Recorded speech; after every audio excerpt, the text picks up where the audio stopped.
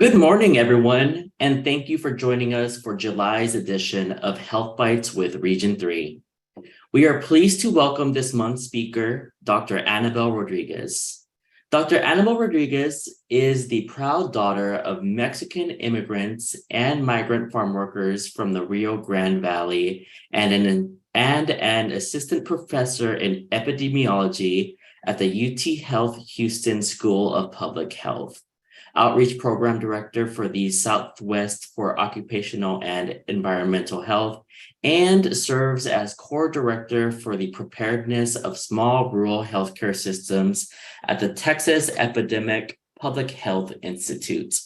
For the past 9 years, Dr. Rodriguez's research and outreach efforts have focused on improving occupational health and well-being among immigrant agricultural working populations.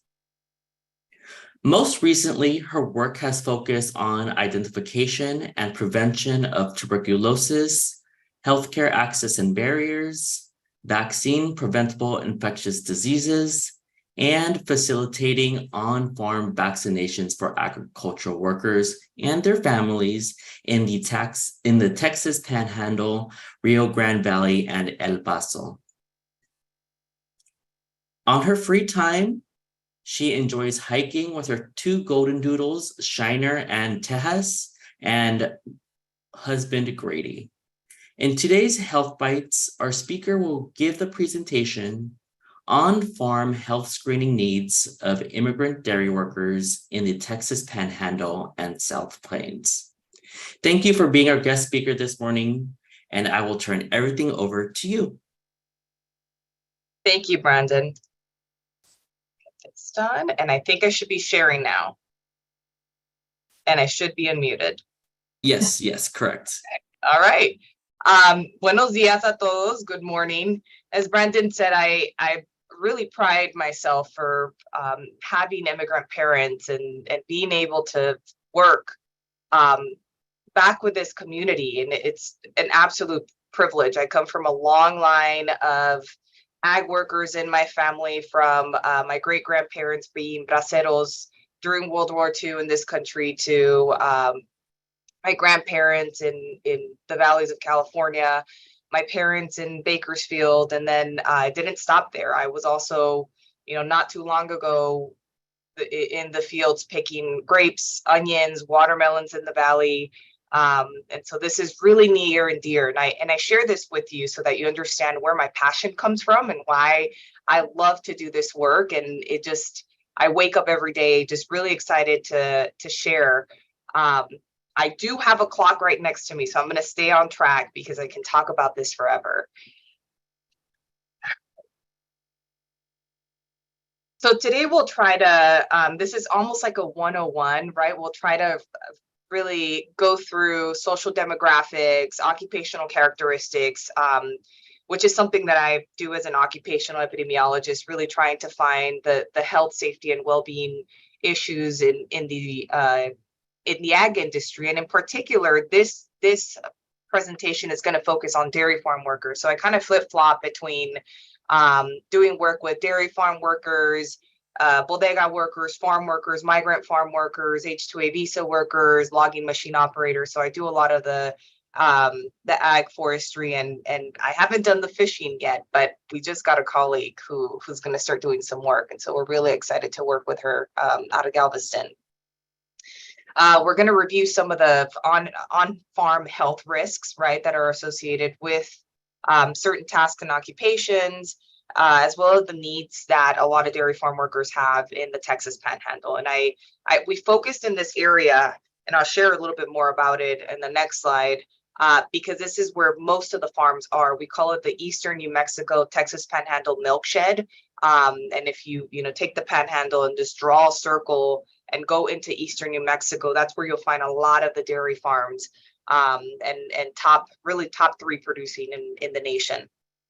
And then we'll interpret some of these findings, right, and see how we could use these findings for evidence-based planning, which we have used for a larger R01 that we started this year to really improve the health and well-being of dairy farm workers and addressing these barriers to health that, are often come when you're organizing on-site events. So before we get to the next slide, I'd like to keep things nice and entertaining here. We have a poll for you. And I want you to let me know in this poll what you think are the most common systemic barriers to health services among dairy farm workers in the Texas Panhandle. And you can check all that apply. So we'll give you a couple seconds here. Again, you can check all of the apply. It's not a one and done answer. Okay.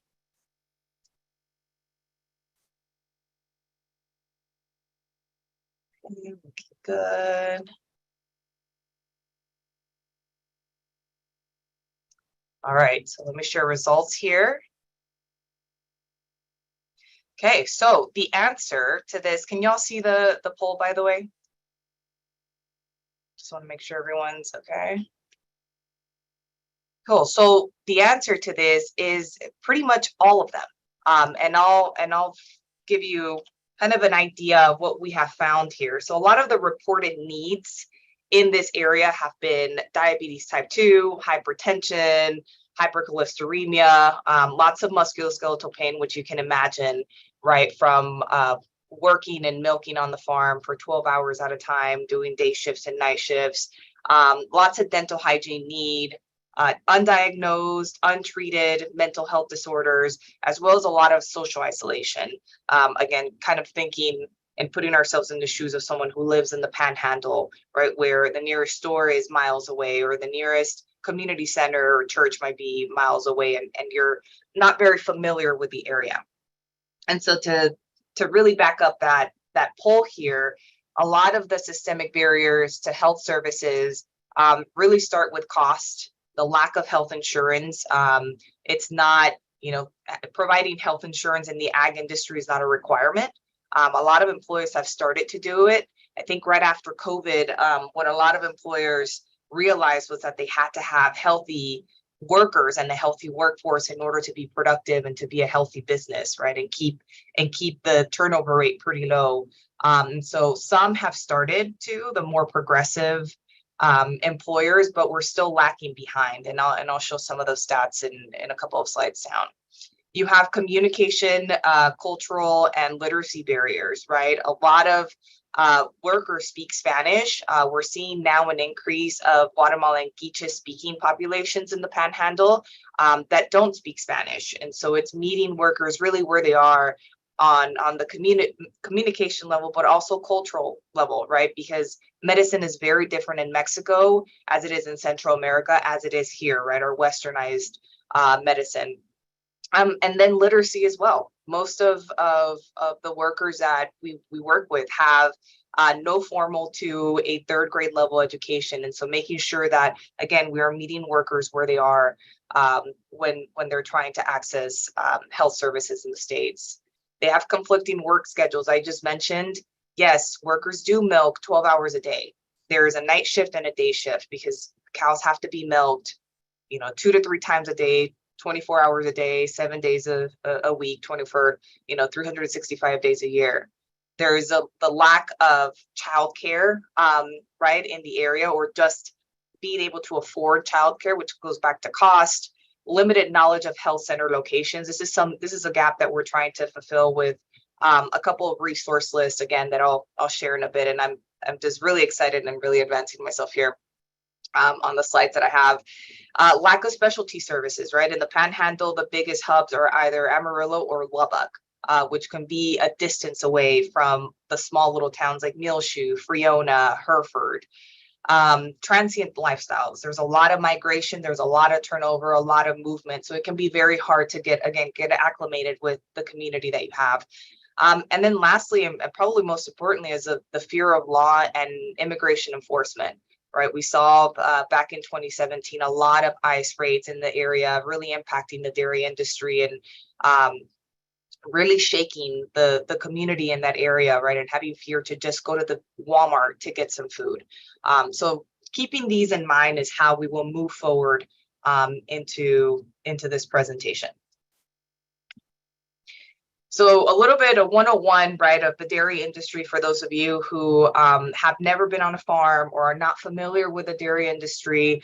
And this is very particular to the US, especially Western US, but this data here is mostly from that Eastern New Mexico, Texas Panhandle milkshed. And so we'll just keep that in mind as well. As I mentioned, this is not seasonal. So you don't have migrant farm workers or seasonal workers coming in, milking, and then leaving for the summer. They milk cows 2 to 3 times a day. This is a year-round thing. Some of the farms have 12-hour shifts. Some of the farms have 8-hour shifts where they, milk either 3 times a day or 2 times a day. So it really never stops. It's an integrated system with really a lot of inherent health and safety hazards, right? So it's very injury prone. You have a lot of slip, trips, and falls. You have skin diseases. You have, animal handling accidents where someone's pinned or kicked. And so again, there's a lot of opportunity for education on health and safety and well-being because of these different tasks.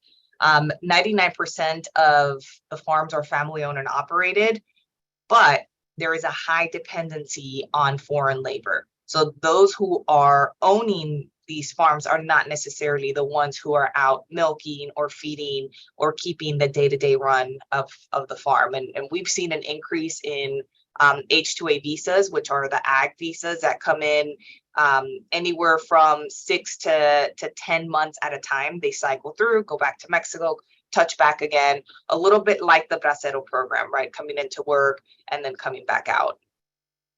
The worker, predominantly immigrant, Hispanic male, 30, 35 years of age, limited English proficiency, limited formal education, limited literacy, and living below the poverty level. And so with all of these characteristics in mind, it really paints this really vulnerable working population. And what we found was that there was a need to really characterize, right, their occupational profiles, their living profiles, their economic conditions, and determine what specific health needs, right, and the feasibility of hosting on-farm events to try to look at different health risks and do these screenings on site.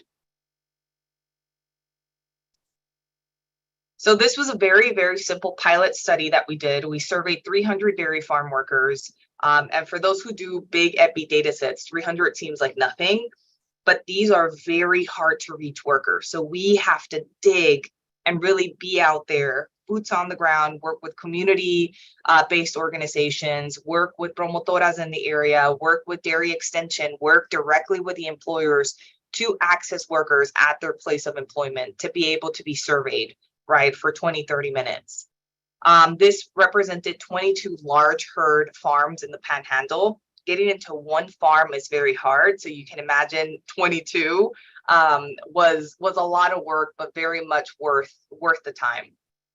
The survey had 20 social demographic questions, 13 healthcare needs assessment questions, and these were adopted from the National Agricultural Worker Survey as well as the NIOSH Wellbeing Survey. So NIOSH is the research component to OSHA, right? OSHA is the enforcement side, and NIOSH does the research, more surveillance. So they have a well-being survey that's really has been validated and tested, and so that there's some really good questions in there that we were able to use to really look for these profiles, right?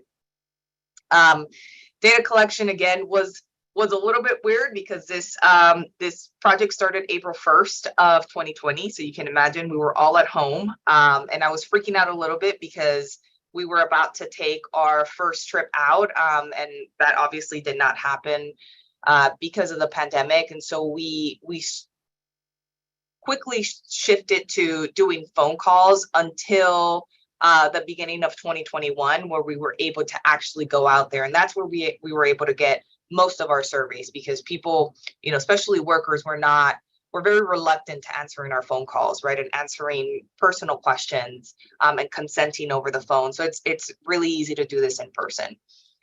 Quick 15, 20-minute survey, and we gave them a $10 gift card from Walmart, which is, the stores that are around in the area for taking this.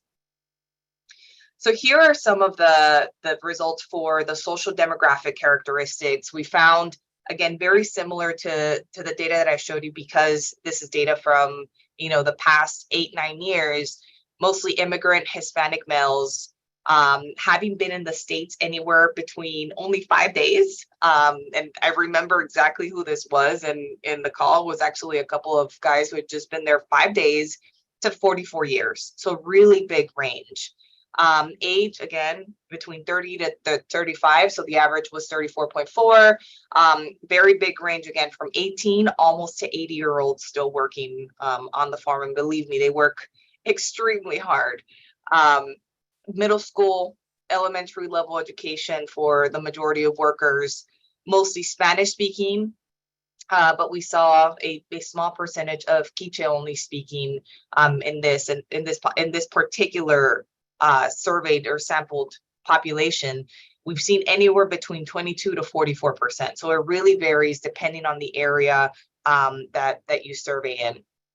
As far as occupational profiles, most of them were milkers. So as you see here, the picture on the left side, that right there is a milker on a carousel. So there's 3 configurations on a farm. There's parallel. So it's a parlor, right, where the cows come in straight. Then there's herringbone, where they kind of come in at a tilt side. That's the more antiquated version of the parlors. But this right here is a carousel. So they come on and that carousel spins around. And as they clean the teats, they strip the teats, they put on the attachments. So these right here are your cluster attachments that go on each cow teat end. They milk for about 10 minutes, then they remove it. Probably about 2 to 3 gallons that are taken in those couple of minutes. Again, so here going into particularly the occupation, right? And looking at the hours that they work, that's almost about 10 hours a day, right? Ranging anywhere between 6 hours to 13 hours a day. And those are mostly your milkers who are milking, 12 hours a day and working 6 days a week. So a lot of them are 6 days on, 1 day off, and that's how they rotate all the way through. Not a lot of them had paid sick time, but I will say this number here is pretty is a little bit biased, because this was during COVID, right? So people were getting time off, and they were getting stipends, right? Like extra bonuses to stay working, and they were getting time to take off while they were sick. Now, this is not something that is a normal practice in agriculture, but it was happening because of COVID. So it would be interesting to repeat this number now that we're not in a declaration of emergency, to see how this number has shifted. And we will be testing that out with our larger survey that we just launched. As far as living conditions, the majority of them were married with children.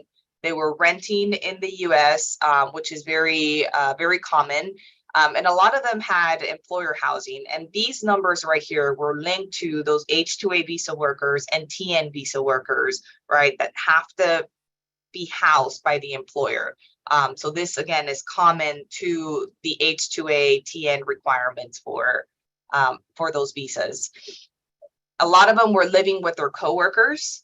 And then you had some multi-generational homes, which we see this number being much higher in the Rio Grande Valley, where you do have these multi-generational homes. But in this case, it's a little bit harder because a lot of them do leave their families behind to go to the Panhandle and then come back, especially your visa workers. On average, there was about 4.5 residents per household, but it ranged anywhere from 1 individual living by themselves to 12 individuals, including self, right, in a household. So that's a lot. That could be linked here to the employer housing, right, having these barn dominiums where you can house many workers. As far as the economic status, you had people who were making on average $13.40, give or take, to and 80 cents. The range was anywhere from $8, so that's good, just above the minimum wage of $7.25, right? We obviously don't want to see anything lower than that, and up to 30. And these right here, we ran an extra analysis. This was here for your management, your supervisors who were earning much higher. But when we kind of averaged out the annual individual income, a lot of these workers, and by a lot, I mean 80%, were earning less than $39,000. When we went through the self-reported health needs assessment, so we took this question from the Burfus survey, and we asked, and as well as the NIOSH well-being survey, we asked, how they perceive their health. And a lot of them really thought their health was very good. And this could be the healthy worker effect, right? Where you see that, of course, workers who are doing this type of strenuous work tend to be healthier than the general population, and therefore perceive that they're healthier than the normal population. A lot of them were not smokers. These questions are always really hard to ask because there's always a lot of dishonesty at times. I think it's really hard to admit, right, how much you drink or how much you smoke per day. But some people are honest, right? This is alcoholic drinks per week. The range was anywhere from 1 to 35 drinks per week. And if you can imagine mixing that with, the lack of sleep here of less than 7 hours, 8 is what we want, and a range of 3 to 12 hours of sleeping, plus, working 12 hours a day, 6 days a week, 1 day off. It's not a really good combination. As far as health insurance, a little bit over 50% had them. Again, these are your more progressive farms, and also your H-2A visa workers and TN visa workers have to have insurance. Again, they have to be housed by the employer, have insurance in order to come work with these authorized visas and be in the States. However, even though these people had health insurance, only about a fourth actually had a primary care provider that they went to go see. So when we asked, would you be open to attending on-farm screening? So if we brought healthcare to you, would you participate, right? And it was an overwhelming over 90% of them saying yes. So that made us pretty happy. All right, so this is where if you're falling asleep, we'll wake up for another poll.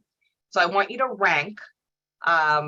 Actually not rank, so we're not doing. So what do you think is the most important healthcare service to dairy farm workers if it was offered on farms for free? So you're picking the number one. What do they think? What do you think is the number one most important healthcare service to them?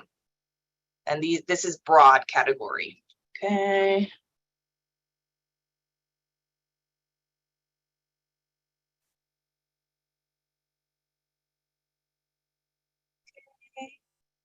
Almost done. Good, good, good. It's looking good.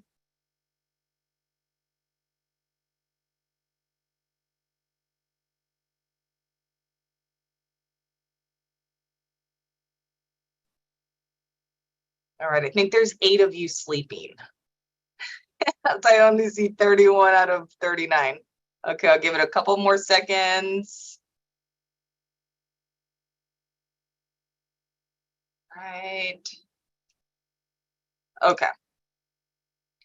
So, yes, the answer is correct. So preventative care was the most important health care service. But in this case, we asked them to rank it, right? And this might be a little bit small on your screen, so hopefully you can see here my mouse. So this table 4 has the top 5 specific healthcare services that are most important, and then 5 being the least important. So preventative care was number 1, lab and diagnostic care was number 2, nutritional and physical fitness was number 3, mental health care was number 4, and workplace interventions was number 5.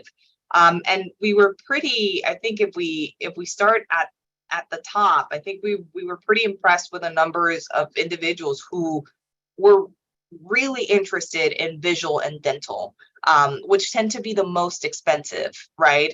And a lot of them waiting to go back to Mexico or be somewhere where they could actually afford vision and dental to be able to access that. And then on the female side, we were able to ask more specific services, right, for them to rank. And a lot of the women reproductive health ranked in the top 5 out of a very big list. So this is, I think, something really important to work alongside our CPRIT, right, grants that we have in Texas to be able to leverage some of those resources to give females in the ag industry mammograms and pap smears. And as far as men, it really stayed the same, vision and dental. So again, you see men dominating these means because you have more men working in the industry. So the number is higher. For laboratory and diagnostic care, again, very simple, blood pressure checks and glucose checks, right? They were interested in these, the holy trinity, clinical trinity of chronic diseases, high blood pressure, diabetes, and cholesterol. So these were the ones that they were really interested in, as well as TB testing, which is, really aligns to the previous work I've done with bovine TB, as well as HIV, STD testing. Nutritional classes were a big hit here. So that was almost ranked at one of the lowest ranking numbers here. And this right here, them just admitting, right, that there is a need for anxiety and depression treatment is huge. And so this is something that we'll be implementing into our on-site health screenings that I'll talk about in a bit. And then lastly, workplace interventions. And this is good, right? Health and safety training. This is another thing that we do. We have a current OSHA grant that we're doing in the Rio Grande Valley with bodega and farm workers on vaccine preventable infectious diseases. So it's good to know that workers are interested in health and safety training on site. Ooh, okay. So before we go to the next slide, we're going to do one last poll before we kind of roll through and end. So we're at the 30-minute mark here. So where do you think that dairy farm workers in the Texas Panhandle obtain their health information from? And I'll give you a couple of seconds to answer this. Do you think it's from radio, TV, from the local health clinic, from family and friends, internet/social media? And this is a single choice, by the way. Okay.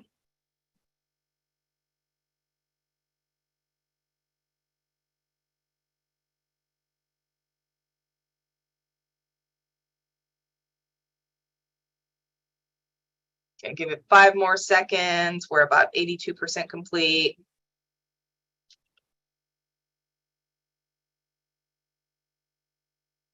Okay. So we are actually incorrect. So for this particular population, again, cannot be generalized to the rest of the Western US dairy industry, obtaining health information was mostly from the internet and social media, right? So if you put these together, it's just about 50%, a little bit over 50%. And so, yeah, to us, it was not surprising because we were in the middle of the pandemic. Again, this is something that I would like to ask again, which we are going to now that we're not in this state of emergency and pandemic, to see if this has changed, right? Because a lot of people were getting their information from Facebook, from TikTok, or from YouTube. So it'll be interesting to see if it's shifted more to families and friends, which traditionally is something that we see in the Hispanic community. As far as on-site health screenings, again, we asked if we would open these to families, right? Trying to do that family-based approach, if their families would attend. And 90% of them said yes. And this is kind of a key here for a lot of that turnover rate that we see in the dairy industry, which is a little bit over 300%, is 93% of them said that if these on-site screenings were offered, right, on an annual basis, they would continue to work for the current employer. And I really wish that this would have had a little bit more of the qualitative approach, because I would have captured a lot of really good information of workers telling us, because this gives us some dignity, right? This gives us respect. It makes us feel like our employer cares about us. and that we're worth bringing these services on site, which was very beautiful to hear, but unfortunate that we were not able to capture it with a simple, right, yes or no question. And we had some time here to ask about COVID and the vaccines. And again, remember, this was April 2020. We didn't know much about it, but I did ask, if they knew how to prevent transmission and keep themselves safe. So a little bit over 95% of them said yes. And then we asked them if a vaccine became available, right? Because vaccines were not out, would you get your vaccine? And 86.4% of them said yes. So these were really good numbers, which motivated us for the on-site clinics that we did after that. So really, to sum this up, there was a need to characterize this because it really helped us to put this larger grant together to look at their occupational profiles, to look at their living, their economic conditions, and really determine which health services we need to bring and if it was feasible, which the answer was yes, right? An overwhelming yes from workers. And we were also able to, and the data is not here, but do a small needs assessment with owners, and their answer was yes, we would host you, right? If it was for free, absolutely, you can come in and we'll lend you some space and some time, and we will welcome the families as well, which is what we did.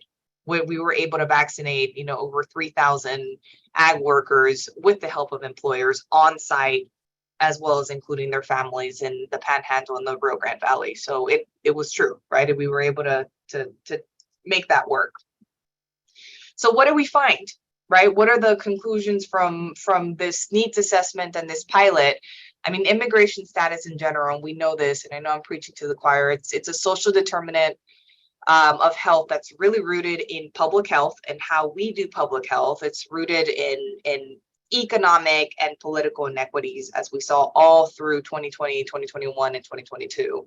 The demographics were consistent with previous demographics that we've seen in that area, except for the Guatemalan Quichua speaking representation. That was very, very low. That could have been sampling, but we tried to sample on 22 different farms. It just depends, again, on where people are migrating, where they're moving. A lot of especially communities, even Mexicans, Guatemalans, Salvadorians, tried to find their own community, within each other for that social support and to avoid that social isolation. So we might not have hit towns where you had a high number of Guatemalans that spoke Quiche. Again, this new hiring trend of H-2A visa workers is something that I think we're going to keep an eye on. I think employers are frustrated with our immigration process, and it really deterring their workforce. And so they're going through, this very challenging application process just to make sure that they have a stable workforce. So as far as the recruitment strategy here for employers, I mean, on health screenings, again, people said 93% would stay, and they would give them a reason to stay. So this is just one of the recruitment strategies that they can use, right? Bringing on services to the farm to make sure that workers are healthy and safe. They perceive their health to be better than Texans, which is not a surprise, again, with that healthy worker bias and being able to, work and milk cows for 12 hours. I don't think I can do that, right? And I think I'm pretty healthy, but their perceived health was much higher than Texas. A lot of them were close to the poverty threshold for 2020. So we compared the threshold of $31,000, but for a family of 5, 39,000 is pretty close to that. And so they were pretty close to living on that threshold in 2020 for Texas. And then insurance coverage is still low. And again, we've surveyed from farms that are pretty progressive. So this number, we know 55.5 is pretty high. And also then you have the bias of the H-2A visa workers. But in the US, insurance coverage is about 92% in 2019. And so we'd love to compare those rates again. We're still way below that. So there's a lot of work to do in this industry. And this picture here on the left side, I just love to put it because it's a little bit of a pep talk that this individual is giving herself. This is the apron that milkers put on before they go on so that they don't get splattered on. And by splattered, I mean feces and urine as well as milk.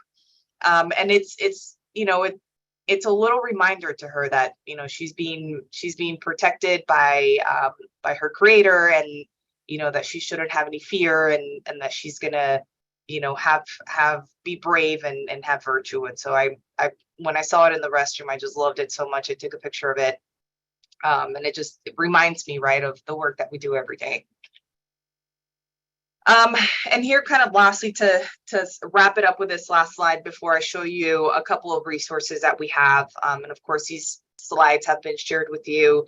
What about these on-farm screenings? So with this pilot, we were able to apply to a larger 5-year grant, so we'll be able to follow up. We're doing this survey with 1,200 dairy farm workers in Western US, and then doing on-site health screenings for 600 dairy farm workers in the New Mexico Panhandle area. And so we're just launching that. We were just out this last month recruiting.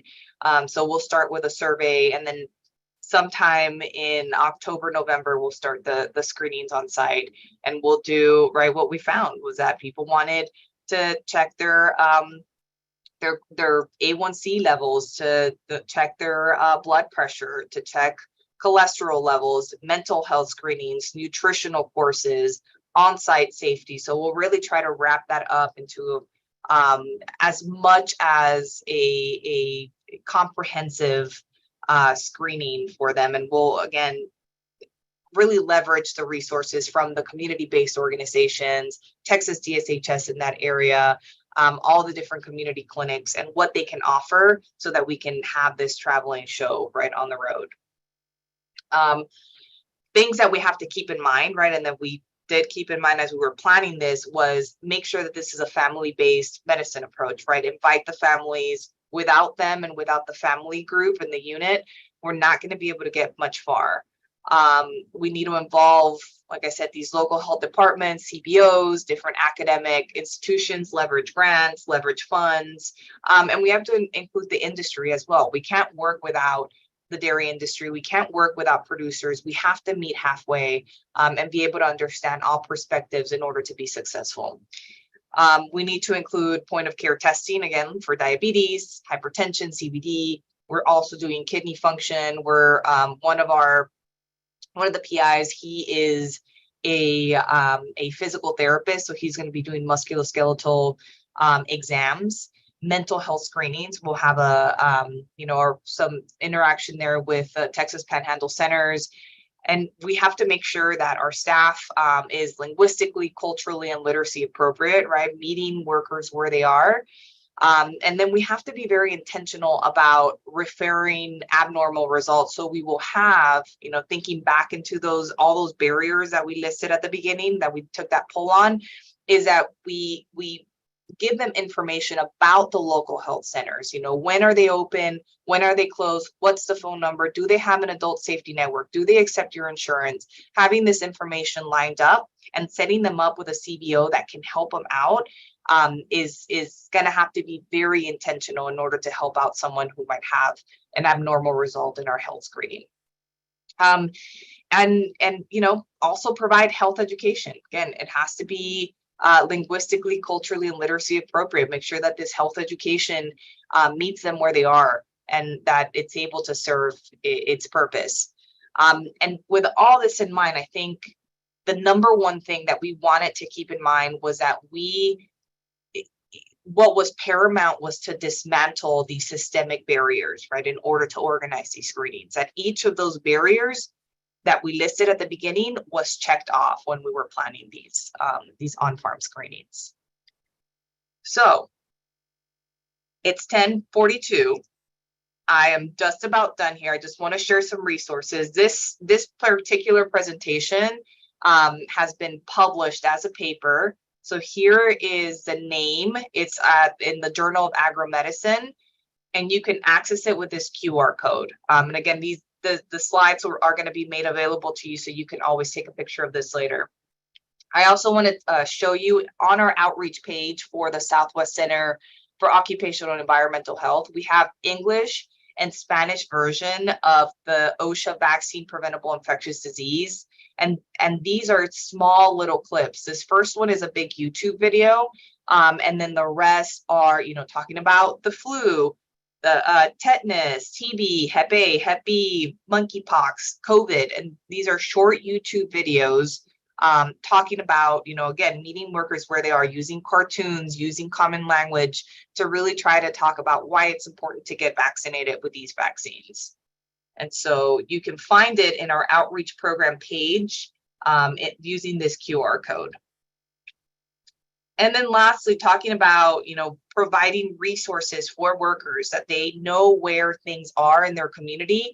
So take Bailey County. Right here, Bailey County is a small county in the Panhandle. We were able to create, with the help of the Texas Epidemic Public Health Institute, which is headquartered at UTHealth Houston School of Public Health, as well as the University of Texas El Paso, to create these lists here. So these are a couple of Panhandle, South Texas, and El Paso counties resource lists in English and Spanish for every one of these counties. And we just finished actually the resource lists that connect El Paso all the way to Stark County, which is in the Rio Grande Valley. So now we have all the US Mexico counties. We have resource lists for all of them. And we're adding an additional module of these in mental health services.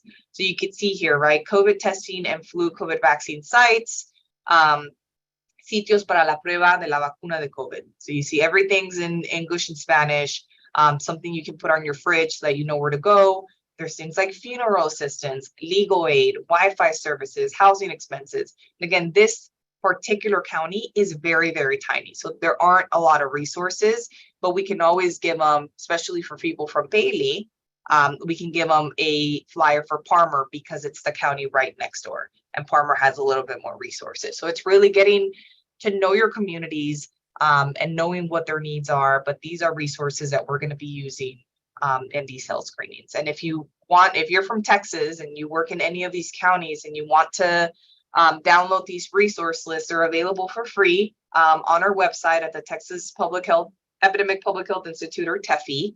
And here's the QR code where you can gather that information.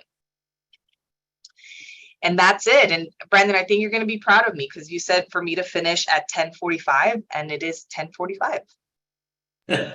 Thank you so much for your presentation. Would like to now open it up for some questions. So if you want to go ahead and ask some questions, please go ahead and share them into the chat, and I'll be reading them off to Dr. Anabel Rodriguez so she can go ahead and answer them. And I'm just going to wait for the question slide to get on the screen. Perfect. Thank you so much for that. So the first question that we have here is, where did you get the staff for the on-farm screenings? And if some health issues were discovered, how did you contact the person? Yeah, so this is something that this is Margie, I see here. So we are just starting these on-site health screenings. We were doing vaccine clinics before, and the staff, it's taken the probably almost decade that we've worked to make connections with local community partners. There's, in particular, I can think of Sembrando el Sueño is a new group. It's about 3 years old, and it sits under Family Support Services of Amarillo, and they have just amazing staff that do work just for ag workers. And so it's connecting with them, leveraging resources, adding them on grants, including them in trainings and meetings, contracting them out or doing a subcontract with them. So it's taken a lot of legwork, a lot of trust, a lot of patience, a lot of feedback to get to the point where we are. Our team was never this big.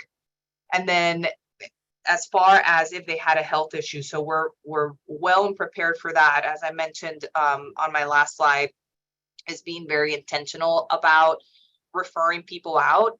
And what the plan is that we will keep their phone number and we will call them a couple weeks after to see if they have followed up with their doctor. And if they haven't and they need help, then we will connect them with Sembrando el Sueño. And Sembrando el Sueño will guide them, because this is part of what their services do. We'll guide them and go to the doctor with them, and they need to call the doctor for them, translate for them, whatever is needed, almost like a health advocate for them, so that they can get the help that is needed. I hope that was able to answer your question, Marty. Thank you. Brady, the next question that we have here is, what was the process of referral if more healthcare was needed? And I believe you did answer that a little bit in your last response. Yes, so we'll follow up with them and we'll link them over with Sembrando el Sueño, who will basically play the role of, as the nonprofit that they are, that they're health advocate, and link them with local resources in the area. And we'll also use those TEFI resource lists to be able to identify, what areas they need help in, or if they need to go to Lubbock, or they need to go to Amarillo for specialty services.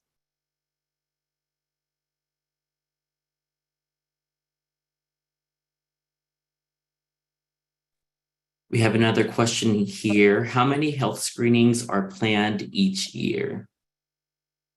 That's a great question. So we're doing about 200 health screenings each year.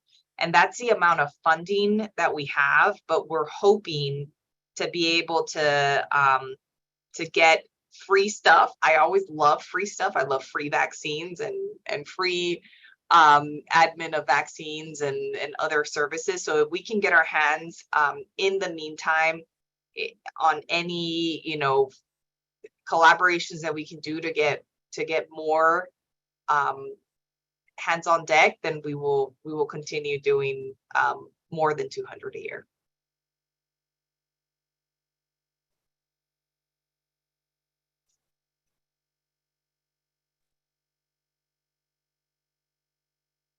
We have another question in the chat.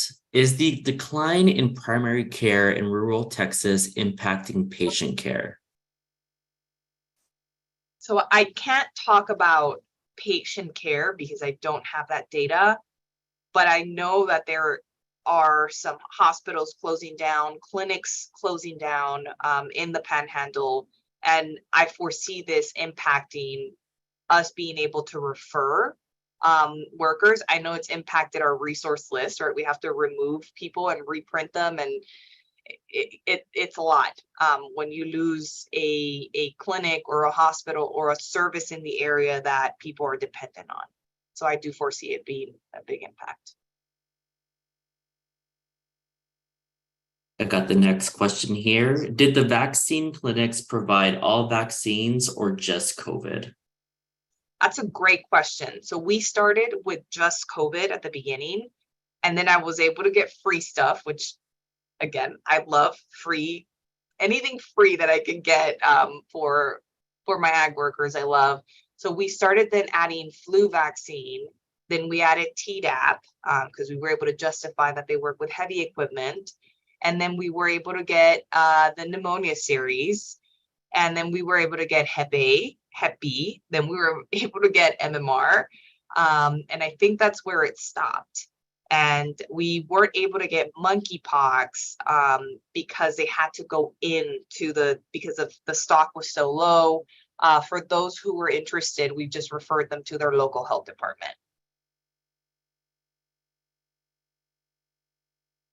And these vaccines, by the way, were available not just for workers. They were available for anyone living in their home. We even had workers from other dairy farms coming in and saying, hey, we heard there's free vaccines. I'm in my lunch break. Can I get vaccinated? And this was a way to really just improve access and relationships in the community.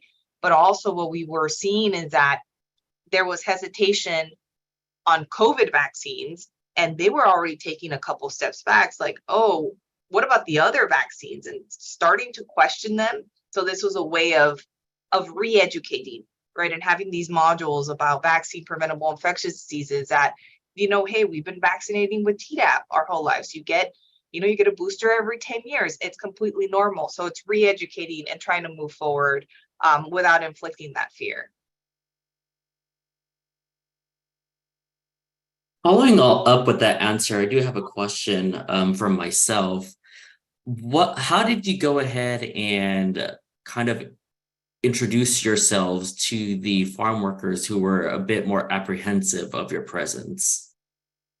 Yeah, that's every day too, because the turnover rate is so high. As I said, I think the last time we checked was about a little bit over 300% in the industry.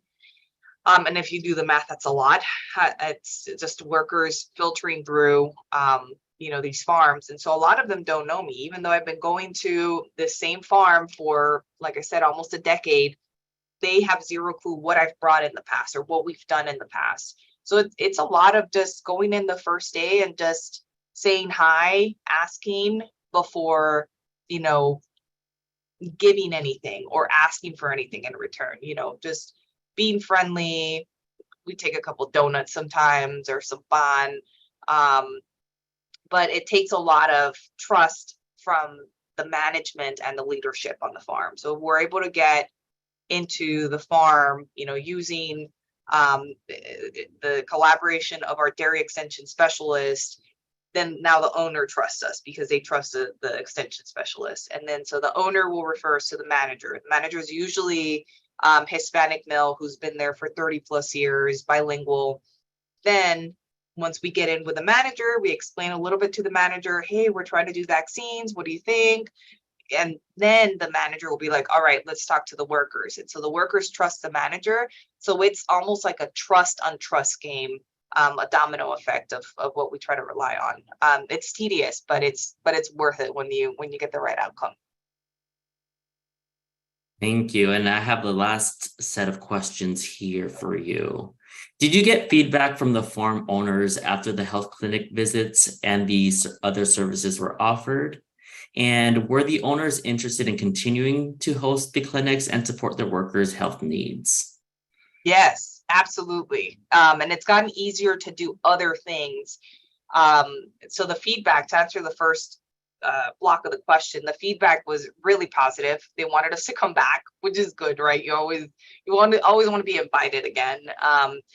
And it's gotten easier to do other programs that are not about health services. So currently my team has allocated $3 million of one-time $600 payments for ag workers from the USDA. So this is not a stimulus, it's a reimbursement for the work that ag workers in particular did during the pandemic. A lot of them didn't receive a stimulus like the rest of us. So this is a reimbursement for any wages lost. If they had sick time off and it wasn't paid. I remember that stat, it was only about 30%. So what about the 70%, right? That lost wages and had to stay home for 14 days or had to go to the hospital and not provide for their family. $600 is not a lot, but it's a start. And I think it's great. It's a great initiative that the USDA is doing. And so our team to date has given a little bit over $2 million of these payments. So we'll run all the way through September of next year. And so it's projects like this, right, where we said, hey, is it okay if we come in and do these payments, right? While for the employer, it might be a little bit tricky of if they give them payment, will they come into work tomorrow? But they're still trusting us, right, to go in there and help out their employees.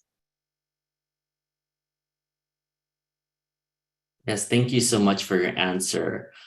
So that's it right now for our questions portion of this presentation. Thank you to everyone for joining us today, and special thanks to Dr. Anabel Rodriguez for sharing your expertise with us. If you have any more questions for Dr. Rodriguez, please be sure to contact us or her directly, and we will try our best to get the answer for you. We look forward to seeing you all at next month's Health Bytes with Region 3.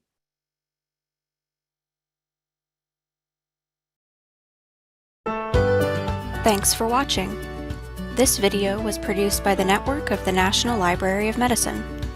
Select the circular channel icon to subscribe to our channel, or select a video thumbnail to watch another video from the channel.